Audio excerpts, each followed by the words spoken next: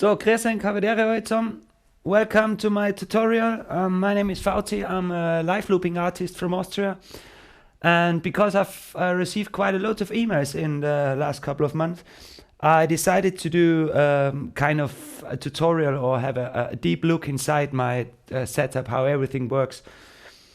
Yeah, basically, as you probably know, like I'm a multi-instrumentalist, like I play several instruments. So everything works on a multi-channel live looping system. To make it short, we're first gonna start off with the hardware and the instruments. So I have, in my case here, I have got this APC40, which is a controller for the Ableton. Then I have here LPD8, which is just a normal drum pad where I can record some drums on it. Two Chaos pads, they're just effects pedal, so effects pad, you can make effects and stuff. Down here is a mixer, a Mackie mixer, where all my channels come together, but we come to that later. Over there is my built-in Fireface 400 of RME. It's a wicked interface, I really love it. And over there is the Mac Mini. It's 2.66 quad core with 16 gigs of RAM. And finally now I can receive, with Live 9, I can use all 16 gigs of RAM. Yeah, over there is the Korg R3. It's a synthesizer. I really like it. I have for a couple of years now. Just a sec. Over there, this is my newest baby. This is like a shaman guitar. Yeah, and it's, the last couple of years I did play with an acoustic. But I just have so much more sound possibilities with this electric one. This is my bass. I have this already for a couple of years. This is from 81. It's a Höfner bass. It's very not often. So the series wasn't that big. Okay, this is my trumpet. This is a Yamaha YTR 6340. Which is a really, really nice trumpet, very old one. Here on the floor, just a sec, I have my foot pedal. So this is Keith McMillan 12-step. Basically, they're just loopers, as you can see here. Oh wait, they're just just loopers and erase and different mute buttons. So as you can see now, I would record the bass and it would overdub. Yeah, same with guitar here. You've seen the general was changing. Yeah, these are several mute buttons. Yeah, for my groups. This is stop, general stop, and general play. And yeah, just really basic stuff. Okay, yeah, so far this is my, underneath the APC is all the power management and stuff. So, okay. Right, let's start off with, get rid of that. So let's start off with the setup itself. Try to make it as easy as I can. Like, basically all those yellow channels, as you can see in the top here, from here to here, those are my input channels. They go straight through, so basically they're always on. Like this is the mic now. I have a drum rack, like I was saying here, that thing. Bass, guitar, R3, this is the synthesizer over there, and MIDI it's just, I receive the MIDI messages as well of the keyboard, so I can play another piano, and the trumpet. To the routing I come a little bit later. So basically all those ones, they go in straight through, they're always on. Those 8 channels, as you can see here, they are basically just for clips. Sometimes I use within my live shows, I use some clips when it's not possible to change 2 things at one time. You know, like I can't play another guitar line and another bass line at the same time. So sometimes I just use clips, or I use very often, like here for example,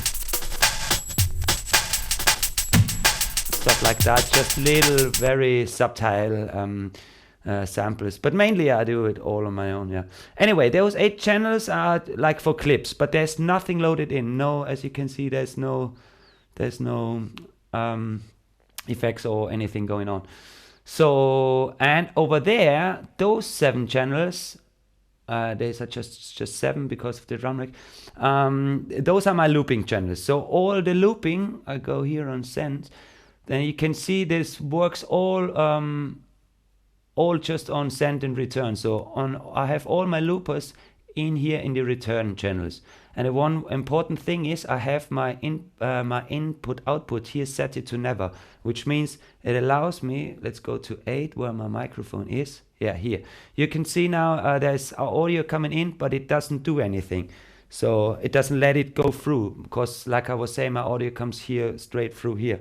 So when I loop it, then it loops it, it records it, loop it, press it again, then it loops it, it records it, loop it, press it again. So and that's the cool thing because that works quite the best. I tried so many different variations of where having the looper and yeah, but that works quite the best. And the CPU is fine for if you add some just return tracks and don't have anything in it. So I didn't notice a big difference with that. This big channel is nothing. It's just lyrics. It helps me sometimes to start off with some words when I can't remember how the verse starts, or I mix them up sometimes. So it's nothing. Those 3, 2 and 1, 2 are my subgroup channels. So basically this is where everything comes together and then it goes to the output of my sound card. So 1, 2, yeah, let's come to the routing straight away. 1, 2 goes to that chaos pad, which means 1, 2 is everything which makes melody. So like my voice, which is that channel now. Here, as by the way, all those channels, those 8 channels and those looper channels, they're all mapped together on my APC on those faders. So, and by the way, another thing I forgot to mention, the big difference of not having the looper inside of that track, because you might wondering why you have set it up more tracks, is that now I can play clips here and having the looper loaded in, and I can loop within the same channel something.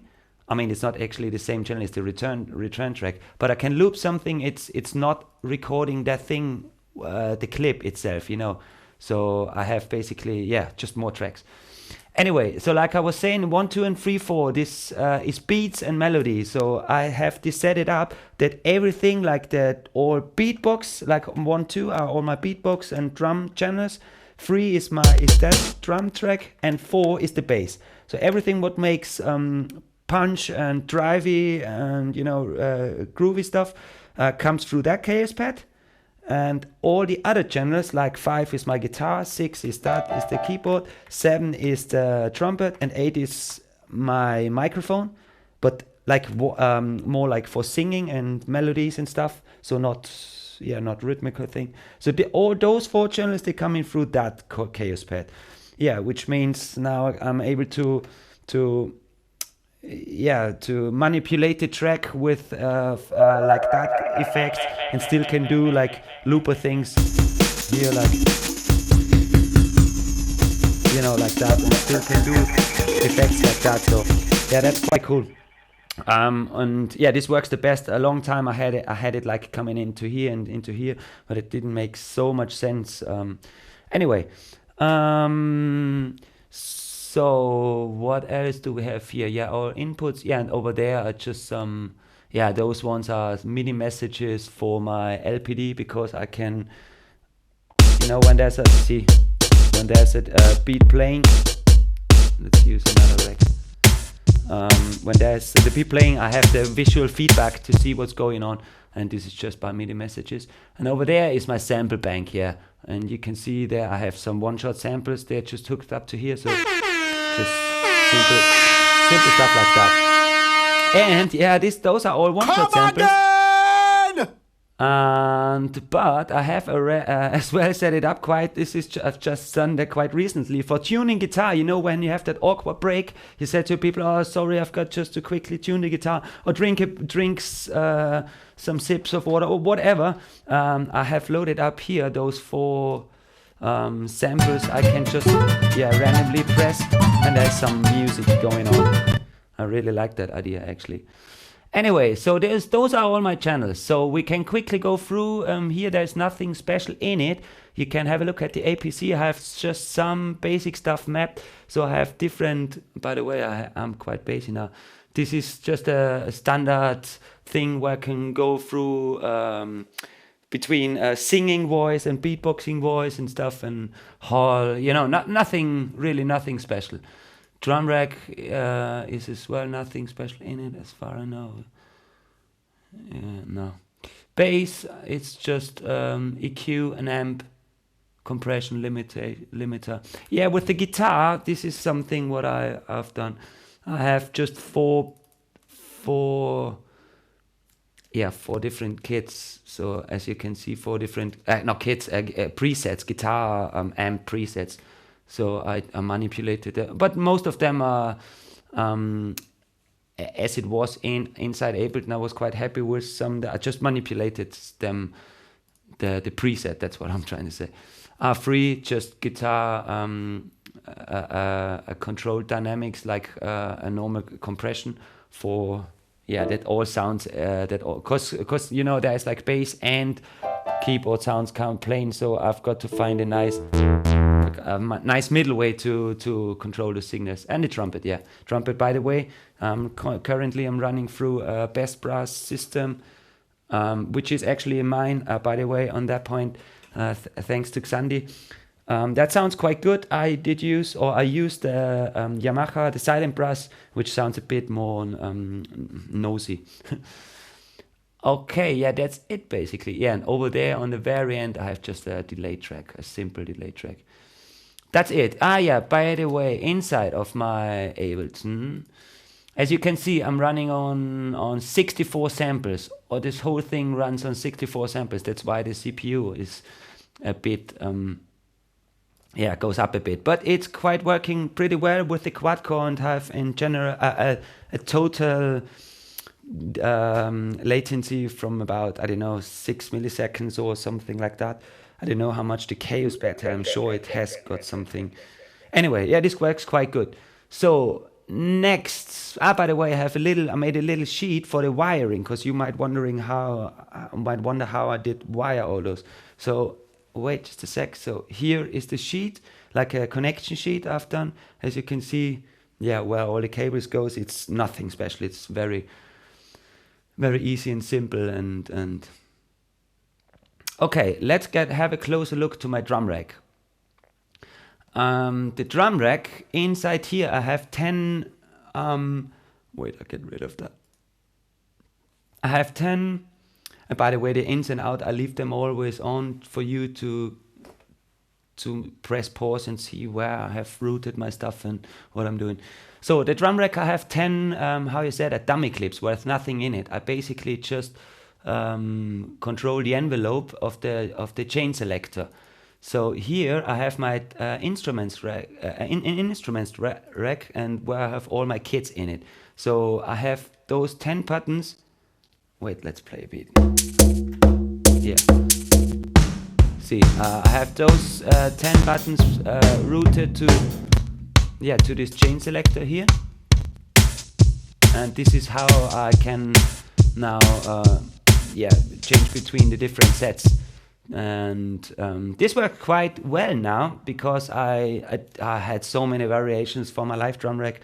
I had a knob where I did use the selection, but now this, like, I can really work on those simple samples and make them sounding the best. And this is like not so confusing. Let's say it like this. By the way, I have all those drum racks. See here, all the sets in it, and I have every single set. I have the bass drum, as you can see here, the bass and the hi-hat, snare, everything. I have a MIDI map to some of those buttons here. This is a standard, the fade to gray, like that classical delay filter effect.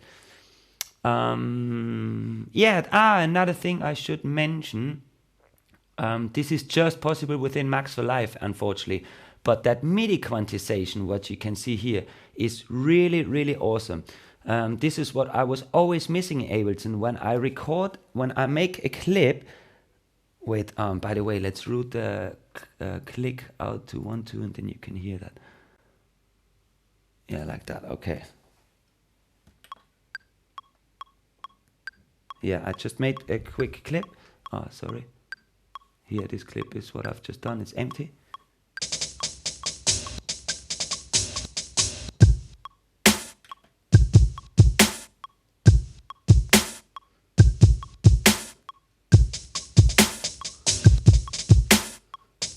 That's why I didn't record straight away, because I didn't press that MIDI overdub.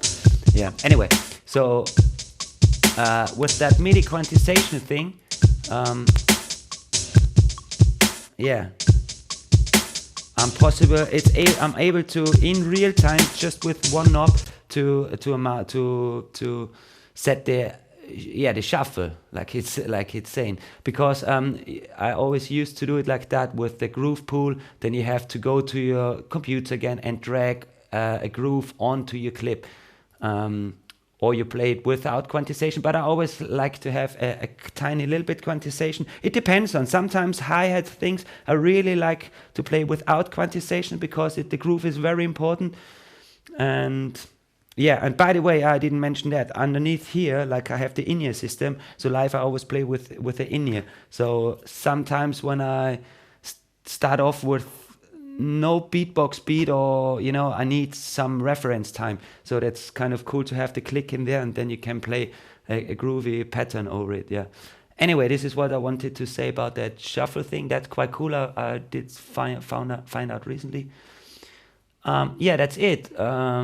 Wait, well, what is the next?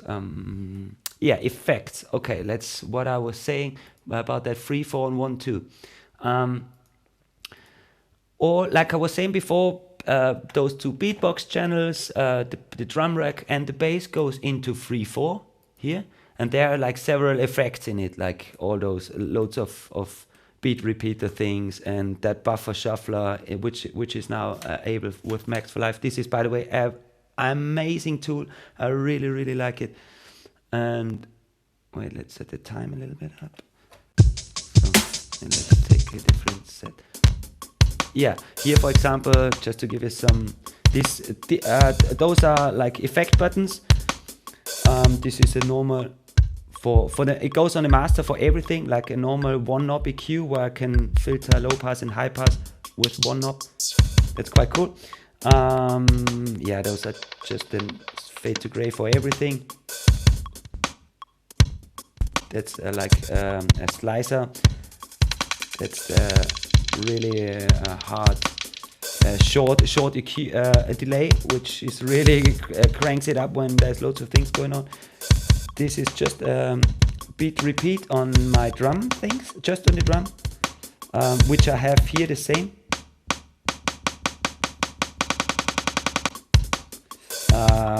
But this works, yeah, this is just different settings basically. This is a repeater for everything. Like I was saying, this is just for drums and this for everything. And the same thing works on here. Wait, I give you a demonstration. Wait. Ba ba ba ba ba ba ba ba ba ba ba ba ba ba ba ba ba ba ba. I don't have the bass now. Wait. Ah yeah, wait. Do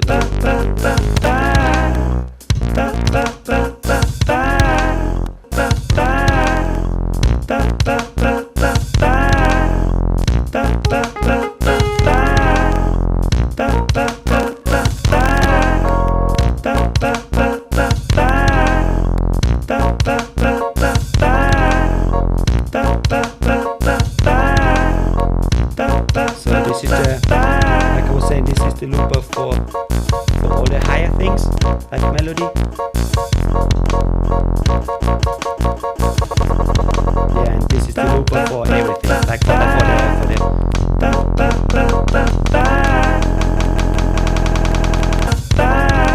yeah, this is quite cool. And this is the buffer shuffler, like I was saying. See, it takes my, I have to get rid of that now. This takes my audio and it plays it in a different order. Yeah, but this is like awesome, because now I can see go into a mix. So for all reggae singers out there, yeah, just yeah, I can play backgrounds, mixes, everything with the beat I just made now. So yeah, it's amazing. Anyway, what else is there to say? Effects from record, they talk about synth return. Let's go through the connection sheet you have seen. I think that's it. Yeah, and over there, yeah, this is, yeah, like I was saying before. By the way, yeah, this is, I didn't mention that. The piano, like I was saying, the MIDI. See, this is just coming from MIDI now, and I've mapped here again a chain selector to my MIDI effect track, where I just have different pitch, MIDI pitch in it. So with one knob I can very quickly change the octave. This is just volume, reverb time, then different delay settings, by the way, yeah, and I have this delay set it up here, like I was saying on the very end. On the very end. And wait, I can go to play again. And so I can use delay for all tracks. So here piano, which I have here.